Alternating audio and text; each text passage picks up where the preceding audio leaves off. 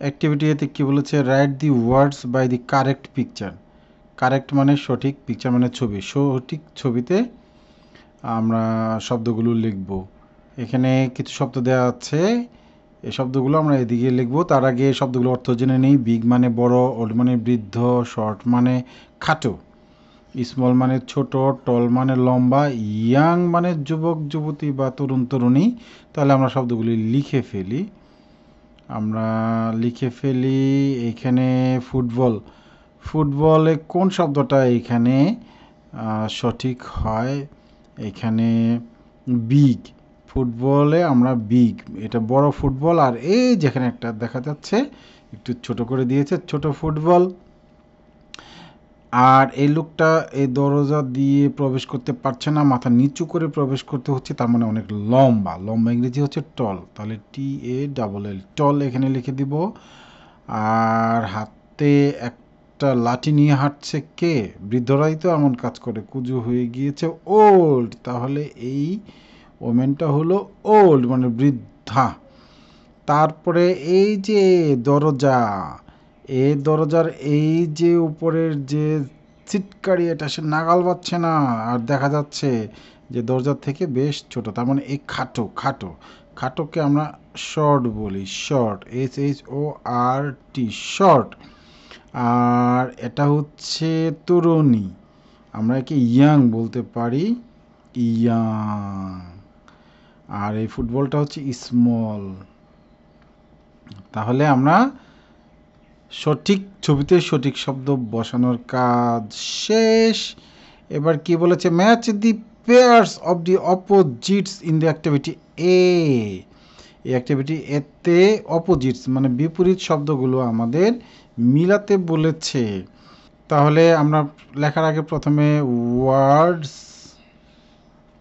বা ওয়ার্ড, আর এখানে আমরা লিখতে পারি অপোজিট ওয়ার্ড, অপোজিট ওয়ার্ড লিখে আন্ডারলাইন করে আমরা এই শব্দগুলি লিখে দিতে পারি। প্রথমে বিগ লিখলাম, বিগের অপোজিট কি? বিগ এর অপোজিট হচ্ছে স্মল, SMALL। বিগের অপোজিট হচ্ছে স্মল। ওল্ডের অপোজিট কি হতে পারে? ওল্ড মানে বৃদ্ধ, ইয়াং, তাই তো। তারপরে শর্ট, SHORT, শর্টের অপোজিট অর্থাৎ বিপরীত শব্দ হচ্ছে টল। তাহলে 1 2 3 4 5 6, 1 2 3 4 5 6 আমরা লিখে ফেললাম। তাহলে আমরা আবার একটু বলি, বিগ স্মল, বড় ছোট, ওল্ড ইয়াং, YOUNG, ইয়াং বানানটা ভুল হয়ে গিয়েছে, আমি বানানটা ঠিক করে দিচ্ছি।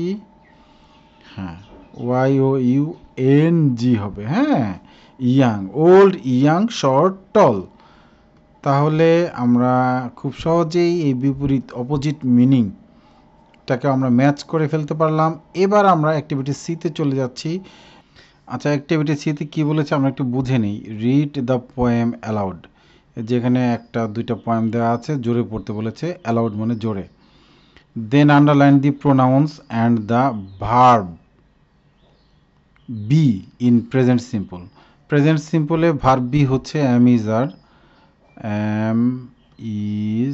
are, এই তিনটা হচ্ছে ভার্ব বি। আচ্ছা, আমরা আন্ডারলাইন যাওয়ার আগে আমরা পোয়েমটা আগে শুনি, তারপরে পড়ি, তারপরে আমরা আন্ডারলাইন করি। হ্যাঁ, চলো আমরা এই পোয়েমটা শুনি।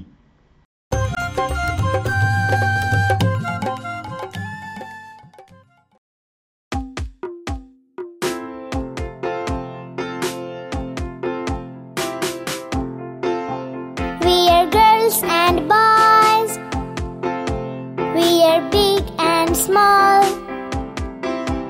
we are young and old, we are short and tall, we are everything that we can be, and still we are a family. We laugh and cry, we work and play, we help each each other every day. The world's a lovely place to be because we are a family.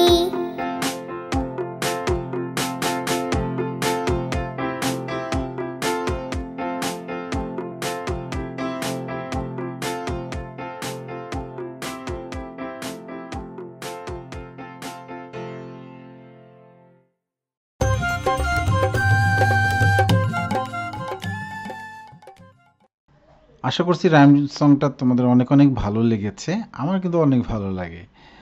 এবার আমরা এইগুলো পড়ে নিই, জোরে জোরে পড়ি এবং আমি একটু বুঝে নিই। We are girls and boys, আমরা হচ্ছে বালক এবং বালিকা। We are big and small, আমরা বড় এবং ছোট। We are young and old, আমরা বৃদ্ধ এবং যুবক। উই আর শর্ট অ্যান্ড টল, আমরা লম্বা এবং খাটো। উই আর এভরিথিং, আমরা সব কিছু। দ্যাট উই ক্যান বি, আমরা হতে পারি, আমরা সব কিছুই হতে পারি। And still we are a family, এবং আমরা একটা পরিবার। উই লাভ অ্যান্ড ক্রাই, আমরা হাসি এবং কান্না করি। উই ওয়ার্ক অ্যান্ড প্লে, আমরা কাজ করি এবং খেলি। We help each other everyday, আমরা প্রতিদিন একজন আরেকজনকে সাহায্য করি। The world's a lovely place to be, এই পৃথিবীটা অনেক সুন্দর। Because we are a family, কারণ আমরা একটা পরিবার। আচ্ছা, এবার আমরা আন্ডারলাইনের কাজে হাত দিই। আন্ডারলাইন প্রোনাউন্স, প্রোনাউনটা একটু বুঝে নেই। নাউনের পরিবর্তে যা ব্যবহার করা হয়, যেমন আমার নাম হারুন, হারুনের পরিবর্তে আমি কি ব্যবহার করি? আমি। অন্যেরা আমাকে তুমি বলতে পারে, আবার সে বলতে পারে। তাহলে আই, উই, ইউ এগুলো হচ্ছে প্রোনাউন। যেমন টেবিলের পরিবর্তে আমরা কি ব্যবহার করি? ইট, তাহলে ইট কিন্তু একটা প্রোনাউন। তাহলে আচ্ছা ঠিক আছে, আমরা প্রোনাউনগুলো আগে আন্ডারলাইন করি। হ্যাঁ, যেমন we pronoun, we we we we we we, এই তো আমরা আমরা এগুলো হচ্ছে প্রোনাউন। আর এখানে এখানে এই যে প্রোনাউন। এবার আমরা কি করব? প্রেজেন্ট সিম্পল টেন্সে আমরা বি ভার্বগুলা আমরা আন্ডারলাইন করব। এই যে আমি আর এদেরকে আন্ডারলাইন করব। এই যে আর, এটা হচ্ছে be verb in the present সিম্পলের বি ভার্ব এগুলো। এই যে আর আর আর, যদিও এখানে সংক্ষিপ্ত রূপে দিয়েছে, এটাকে আমরা যদি আলাদা করে লিখি তাহলে উই আর পাওয়া যায়, এটা আমরা জানি, তাই তো? আগের ক্লাসে আমরা জেনে এসেছি উই আর। তাহলে এই আরটা হচ্ছে এখানে প্রেজেন্ট সিম্পলের বি ভার্ব। আর এই যে আর, এখানে লাভ ভার্ব, কিন্তু এটা বি ভার্ব না। ওয়ার্ক ভার্ব, কিন্তু এটা বি ভার্ব না। এখানে আর কোনটা কোনটা কোনটা? এই যে আর। তাহলে আমাদের আন্ডারলাইন করা শেষ। আশা করছি যে ক্লাসটা তোমাদের ভালো লেগেছে। ভালো লাগলে ক্লাসটা তোমরা শেয়ার করবে। Kids Education with Joy. Kidu Joy.